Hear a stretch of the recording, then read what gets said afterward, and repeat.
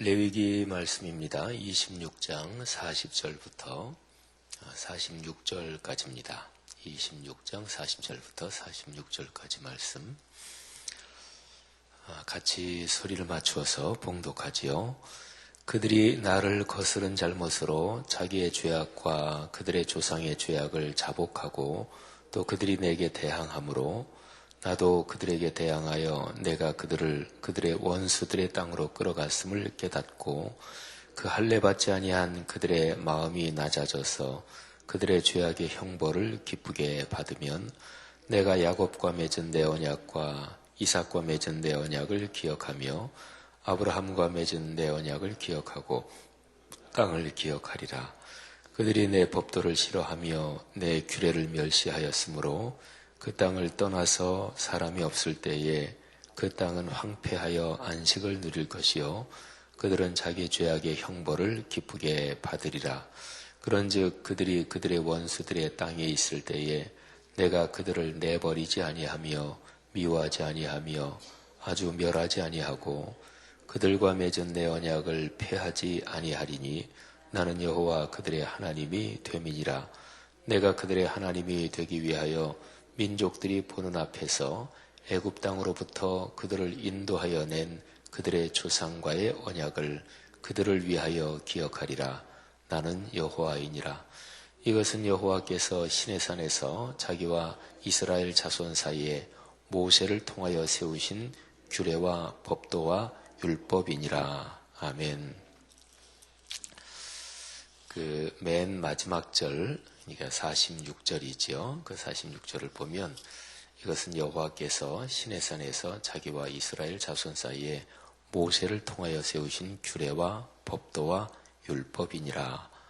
이 구절이 있죠. 이 구절이 전체 레위기의 결론적인 구절입니다.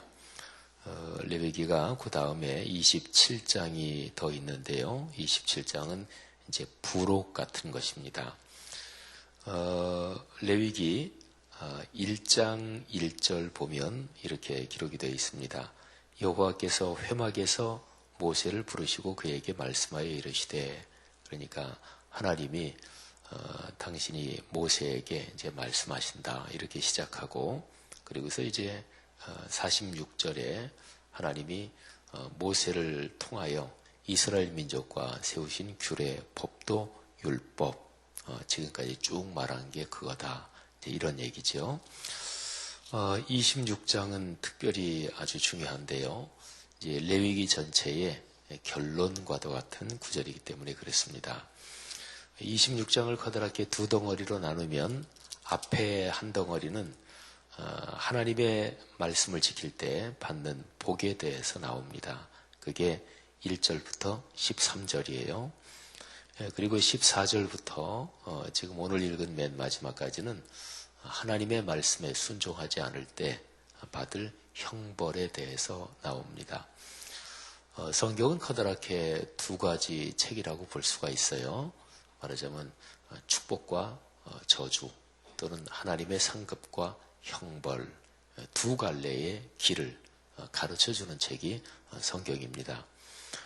두 갈래의 길 가운데 어느 길로 걸어가는 게 더 좋은지, 그거는 사람이 선택하는 것입니다. 각자의 선택이죠. 그거는 자기가 선택하는 거기 때문에 책임도 자기가 지는 것입니다. 하나님은 사람을 만드실 때 기계로 만들지 않으셨고, 또 주로 거의 대부분 본능에 따라 움직이는 그런 동물이나 식물이나 또는 그 외의 피조물, 그렇게 만들지 않으셨습니다. 사람에게는 본능이 사람에게도 있긴 있어요. 근데 사람에게는 본능만이 아니라 생각하는 능력이 있습니다. 그게 이제 하나님의 형상을 따라 창조됐다 할 때 핵심적인 것이 그것입니다.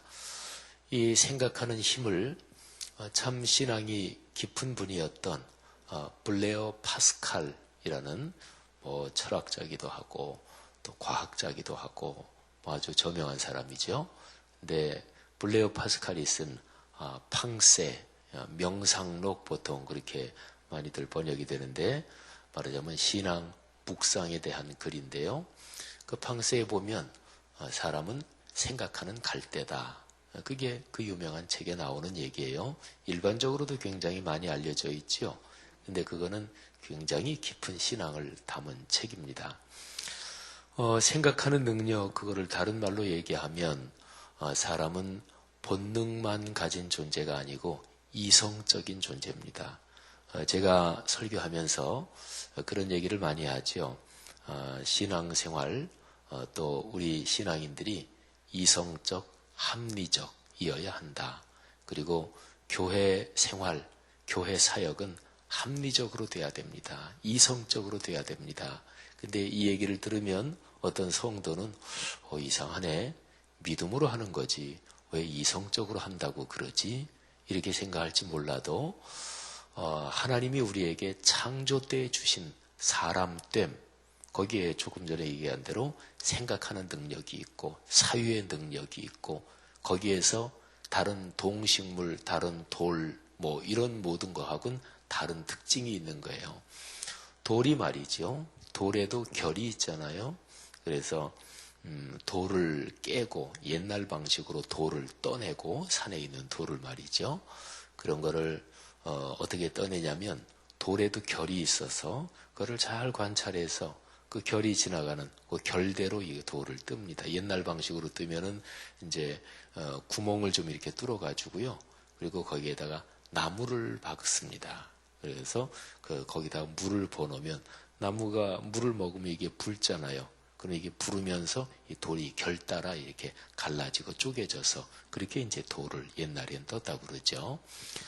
근데 돌이 생각하기를 야, 맨날 결대로 쪼개지니까 재미가 없다. 이번에는 결하고는 다르게 한번 쪼개져 보자. 그러지 않습니다. 그러면 돌이 생각하는 거잖아요. 돌은 그냥 결대로 쪼개져요. 그게 돌이 원래 만들어진 게 그래서 그렇습니다. 그리고 식물이나 동물들도 마찬가지예요. 만일에 식물이 맨날 해만 바라보고 이렇게 해가 있는 쪽으로 이렇게 이파리도 다 이렇게 되고 그러잖아요. 아파트 베란다에서 식물 기르면 언제나 해 쪽으로 이파리. 그래서 이제 너무 한쪽으로 되는 게 미워가지고 반대쪽으로 좀 돌려놓잖아요. 그러면 또 이제 균형이 있게 크죠. 근데 어떤 식물이 맨날 다들 해만 보고 크고 그래서 나는 좀 유별나게 간다. 그래서 해가 없는 쪽으로 그렇게 가지는 않습니다. 그렇잖아요. 근데 사람은 해를 보는 게 좋아요. 해를 이렇게 햇빛을 받는 게 좋은데 사람은 해를 안 볼 수도 있어요. 그 얼굴 까매져. 그러면서 해를 안 볼 수도 있잖아요. 그게 생각하는 능력이에요. 사람만이 가진 특징이에요. 그래서 믿음은, 기독교 신앙에서 믿음은 성경 말씀, 진리의 말씀을 이해하고 깨닫는 거예요. 이해하고 깨닫는 거예요. 성경 말씀을 어떻게 깨달을까요? 그냥 이 성경 꼭 끌어안고 한 20일 금식 기도하면 이 안에 있는 게 저절로 갑자기 머리로 슉 다 들어올까요? 그런 일은 없어요. 그게 이제 신앙에서 맹신과 같은 거예요. 그게 잘못 나가는 신앙이에요. 2000년 기독교 역사에서 믿음을 얘기할 때 믿음은 목표가 있어요. 그거는 하나님의 말씀을 이해하고 깨닫고 그 말씀대로 산다. 그러기 위해서 믿는 거예요. 그래서 우리 기독교 신앙에서는 중세 때에 아주 훌륭한 신학자이고 또 신앙인이고 지도자였던 안셀름이라는 분이 무슨 얘기를 했냐면 우리 기독교 믿음에 대해서 얘기하기를 믿음은 이해하기 위해 믿는 거다. 이런 얘기를 했어요. 그러니까 뭐를 이해하기 위해서 이해한다, 깨닫는다, 뭐 안다, 거룩한 지식을 얻는다 다 똑같은 말이에요. 근데 뭐를 이해하기 위해서? 거룩한 하나님의 말씀을 이해하기 위해서 믿는 것입니다. 여러분 이렇게 보면 오늘 여기 레위기 전체가 끝나는 이 구절이 참 아주 이런 전체적인 성경의 중심축에 대해서 얼마나 정확하게 말씀하고 있는지 몰라요. 이스라엘 민족이 왜 형벌을 받느냐? 그리스도인들이 하나님께서 그리스도인들에게 왜 매를 때리느냐? 당신의 자녀인데요. 근데 그거는 오늘 우리가 읽은 말씀에서는 43절에 아주 정확하게 나와 있습니다. 그들이 내 법도를 싫어하며 내 규례를 멸시하였으므로. 바로 이것입니다. 법도와 규례, 하나님의 말씀을 뜻하죠. 하나님의 말씀을 싫어하고 하나님의 말씀을 멸시합니다. 그래서 하나님한테 형벌을 받는 거죠. 근데 이제 14절 이후에 보면 하나님의 말씀을 떠났기 때문에 받는 형벌이 계속 무섭게 기록이 되어 있습니다. 근데 형벌을 받으면서도, 그러면서도 그 자리에서, 죄악의 자리에서 돌아오지 않습니다. 돌이키지 않습니다. 오히려 더 독하게 하나님을 대항해요. 그것도 역시 또 그런 거예요. 예를 들어서 짐승들은요, 또는 식물들은 본능적으로 자기한테 피해가 되잖아요. 자기한테 해를 받으면 내 생명이 위험하다. 그러면 그거를 피합니다. 생명이 위험한 쪽으로 계속 가진 않아요. 본능에 따라서 그거를 피합니다. 근데 사람은 자기가 죽는데도 고집 부리고 글로 가요. 왜? 자존심이 있어서 그래요. 동물들은 자존심이 없어요. 자존심은 인격적인 존재만이 가질 수 있는 거예요. 그러니까 사업하다가 망하는데도 내 고집이 있지. 그러면서 계속 하는 거예요. 그러면 안 되잖아요. 그죠? 근데 그게 바로 이제 사람만이 가진 특징인데, 죄를 짓고 하나님께 매를 맞으면서도 돌이키지 않습니다. 하나님이 7배나 더 징계하십니다. 그런데 또 고집을 부리고 계속해서 그 길로 가고 하나님을 대항합니다. 하나님이 7배나 더 또 강하게 벌을 내리십니다. 그런데도 돌이키지 않아요. 하나님이 또 7배나 더 벌을 내리십니다. 14절부터 쭉 죄를 짓고 그 길로 계속하고, 그래서 하나님이 내리시는 벌에 대해서 나오는데요. 근데 오늘 우리가 읽은 부분에서는 드디어 돌이키는, 드디어 죄악의 길에서 돌아오는 내용이 여기 기록이 되어 있습니다. 자, 돌아오는 내용에서 아주 중요한 것이 있습니다. 이제 40절, 41절, 42절, 3절을 보면 하나님을 대항했다, 이런 말씀이 있잖아요. 죄 짓는 거는 하나님을 대항하는 거죠. 근데 하나님을 대항해서 싸워서 이길 수가 있을까요? 그런 사람은 없습니다. 그래서 이제 죄악의 길에서 돌이키는 거에서 아주 중요한 게 3가지가 있습니다. 41절에 보시면 3가지 중요한 단어가 있는데, 깨닫는다, 낮아진다, 기쁘게 받는다, 이런 말씀이 있죠. 그러니까 이스라엘이, 하나님의 자녀들이 죄 때문에 하나님께 매를 맞아서 자기 본국에서 원수의 땅으로, 다른 데로 포로로 끌려갑니다. 근데 끌려가서 계속 매 맞다가 드디어 깨닫는 거예요. 아하, 우리가 하나님을 대항했기 때문에 벌을 받아서 여기까지 포로로 끌려왔구나. 그거를 깨닫는 거예요. 그 다음에 2번째는 마음이 낮아지는 거예요. 근데 여기에 표현이 그 할례 받지 아니한 그들의 마음이 낮아졌다. 이스라엘 민족이니까 할례는 다 받았겠지요. 육체의 할례는 다 받았을 텐데, 그런데 마음이 할례 받지 못한 자들, 그러니까 겉으로는 그리스도인이고 겉으로는 교회 다니는데, 그런데 마음에 신앙이 없는 사람들, 이런 거죠. 근데 어쨌든 그들이 마음이 겸손해지는 거예요. 주님, 우리가 교만했습니다. 이게 2번째예요. 그 다음에 3번째는 그들의 죄악의 형벌을 기쁘게 받는 거예요. 하나님 앞에 맞는 매를 기쁘게 받는 거죠. 이 3가지. 첫째는 깨닫고, 그 다음에 2번째는 마음이 낮아지고, 그 다음에 3번째는 자기들이 지금 받고 있는 벌을, 우리가 주님을 대항하고 거슬렀기 때문에, 말씀을 버렸기 때문에 이런 형벌을 받지, 나는 이런 형벌을 받아 마땅하지, 그러면서 그 형벌을 기쁘게 받는 거예요. 이 3가지는 누가복음 15장에 나오는 탕자의 비유에서 탕자가 돌이킬 때하고 아주 똑같습니다.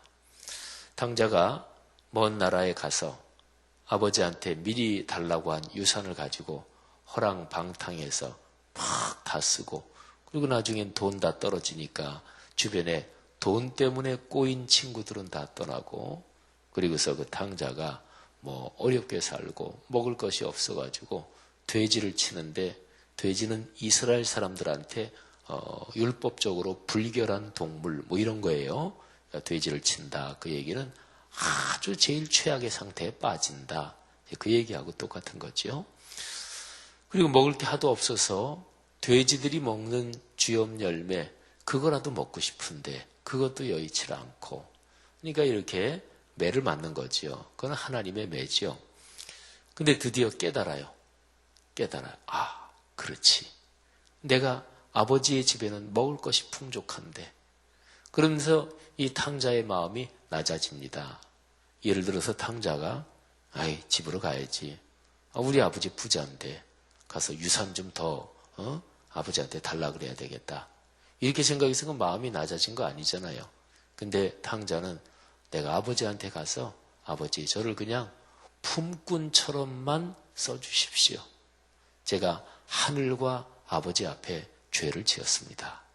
그렇게 말씀을 드려야지. 그러니까 마음이 낮아진 거잖아요. 그죠? 그리고 나서 자기가 내가 이런 어려움을 당해서 싸지. 나는 참 못된 놈이야. 말하자면 그거를 깨달은 거예요. 아주 똑같죠? 이스라엘이 하나님께 벌을 받았을 때 드디어 그렇게 깨닫고 마음이 낮아지고 자기들이 맞는 매를 기쁘게 받으면서 거기에서 교훈을 받으면, 그러면 하나님께서 하나를 하십니다. 그게 42절에 나와요. 하나님은 기억하십니다. 근데 기억하시는데 거기에 보세요. 내가 야곱과 맺은 내 언약과 이삭과 맺은 내 언약을 기억하고 아브라함과 맺은 내 언약을 기억하고 그 땅을 기억하리라. 여기서 야곱, 이삭 그리고 아브라함, 이건 3대죠. 그죠? 야곱은 이제 이 위로가 이삭, 아버지가 이삭이고 이삭의 아버지가 아브라함이잖아요. 하나님께서 인류의 죄악이 점점 더 심해질 때 하나님이 한 사람을 부르십니다. 그래서 그 민족을 선택하시고 그 민족을 통해서 하나님의 뜻을 이제 세상에 알리시는 거죠. 그렇게 해서 부르는 한 사람이 바로 아브라함이잖아요. 그래서 아브라함, 이삭, 야곱. 이 3대를 지금 얘기하는 거예요. 그러니까 근본적으로는 아브라함에게 주신 그 언약, 말씀 언자, 약속할 때 약자, 말씀의 약속이죠. 그게 바로 창세기 12장 1절부터 3절 말씀입니다. 하나님은 당신이 하신 말씀을 기억하십니다.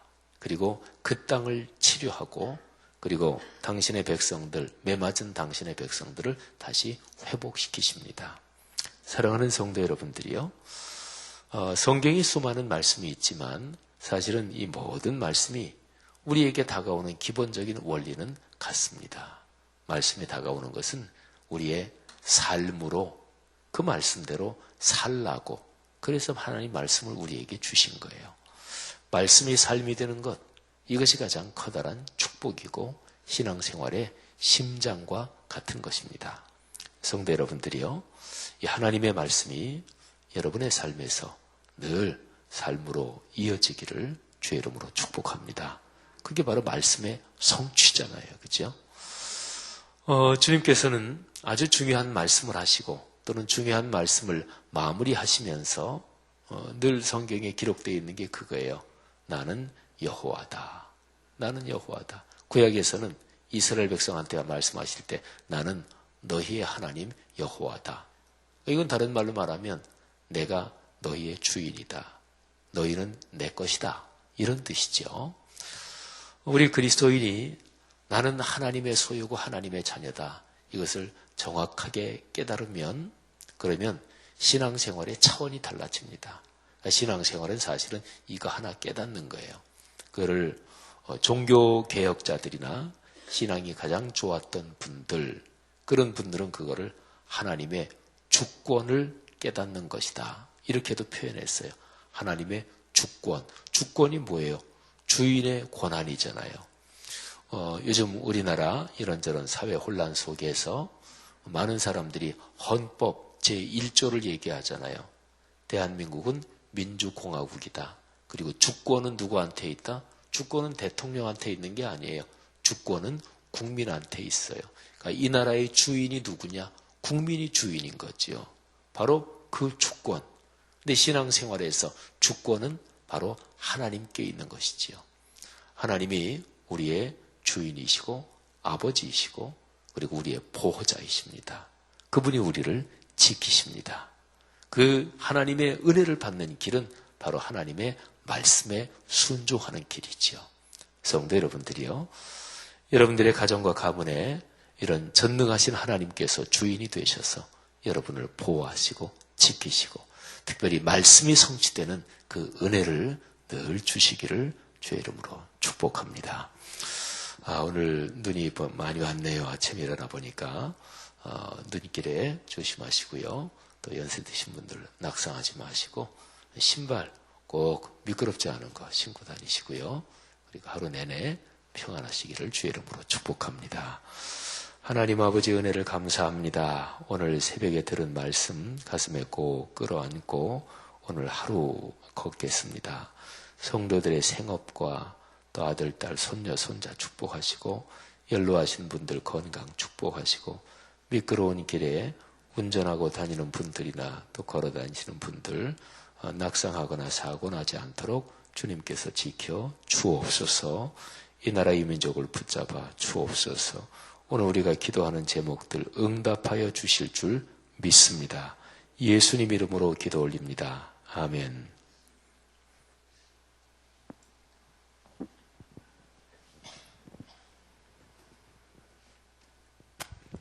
귀한 말씀 감사합니다. 오늘 공동기도문은 말씀 삶 공동체입니다. 말씀과 삶이 어우러져야 참된 부흥이 일어나는 것을 믿습니다. 우리 허물과 연약함을 겸허하게 고백하며 말씀을 사모합니다. 진리의 말씀, 성경에 약속된 하나님의 부흥을 기다립니다.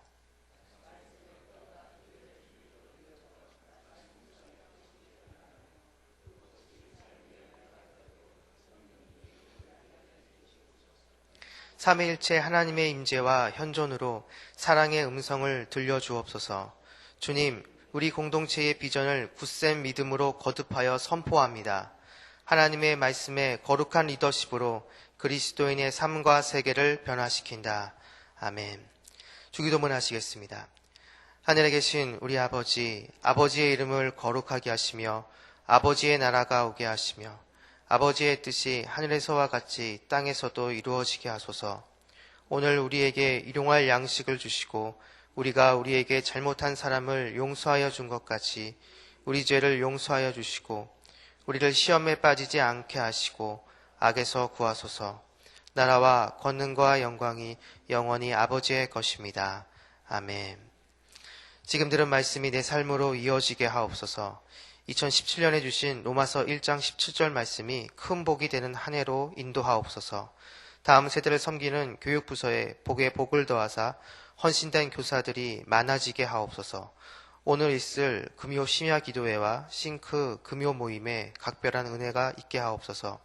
이번 주일에 있는 성만찬 예배에 은혜를 더하여 주옵소서. 전도폭발 11기 훈련생 모집에 많은 성도님이 참여하게 하소서. 한국교회가 세상의 회개를 촉구하는 선지자적 사명과 함께 민족의 죄를 끌어안고 기도하는 제사장의 직무를 잘 감당하게 하옵소서. 위기 가운데 있는 나라와 민족을 긍휼히 여겨 주옵소서. 지혜와 용기를 주사 우리나라가 새롭게 거듭나는 전화위복의 기회가 되게 하옵소서. 이 모든 기도 제목과 이 새벽 여러분이 가지고 나온 각자 개인의 기도 제목을 놓고 기도하신 후에 자유롭게 돌아가도록 하겠습니다. 기도하시겠습니다.